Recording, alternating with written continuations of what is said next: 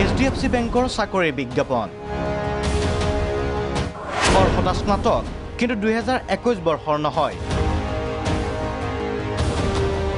Covid কালৰ স্নাতক যোগ্য নহয় আবেদনৰ বাবে বিজ্ঞাপনটো মুহূৰ্ততে ভাইৰেল হ'ল চৰ্চিত হ'ল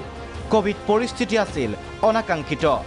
বন্ধ হৈছিল শিক্ষানুষ্ঠান মহাবিদ্যালয়ৰ পাঠদানৰ পৰিৱৰ্তে অনলাইন মাধ্যমত হৈছিল শিক্ষাদান এনে শিক্ষাৰ গুণগত মানদণ্ডৰ ওপৰতো চৰ্চা চলিছিল কোভিড কালৰ এনে শিক্ষাৰ্থীৰ ভৱিষ্যত সম্পৰ্কেও আৰু তাৰ মাজতে